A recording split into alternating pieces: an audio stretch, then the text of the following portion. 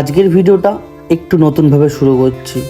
আর যারা আমাকে চেনো তাদের জন্য বুক ভরা ভালোবাসা, যারা আমাকে চেনো তাদের জন্য বুক ভরা ভালোবাসা। আর আজকে আমার এই অবস্থার জন্য শুধু একমাত্র দায়ী আমি। আজকে যাচ্ছিলাম একটু বাড়ির কটা জিনিস নিয়ে আসতে, চাল আর আটা। আমি রাত্রেবেলা রুটিটা খেতে একটু বেশি ভালোবাসি। যাই হোক না কেন, আমি শুনেছি না একজনের কাছে, ভগবান যাকে দেয় অনেক অনেক অনেকটা দেয়, আর যাকে দেয় না কিচ্ছু দেয় না। আমার মতন অভাগা কারো ঘরে না জন্ম। অনেক স্ট্রাগল করছি, অনেক প্রবলেমের মধ্যে ফেস করছি, তাও নিজেকে বাঁচিয়ে রেখেছি। আজকে বিগত 4 থেকে 5 দিন ধরে মায়ের শরীর খারাপ। মাকে বললাম তুমি ডক্টরের কাছে যাও, তো মা ডক্টরের কাছে গেছিল।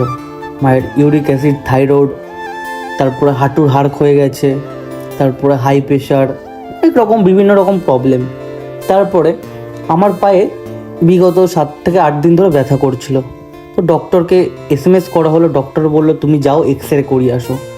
যখন এক্স-রে রিপোর্ট আসলো তখন দেখলাম আমার পায়ে ইনফেকশন হয়েছে। প্রচণ্ড প্রচণ্ড প্রচণ্ড পরিমাণে পেইন হয়, আমি থাকতে পারি না।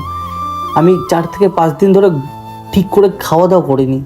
সারাদিন হয়তো অল্প একটু ভাত খাই। খুব কষ্টের দিন যাচ্ছে।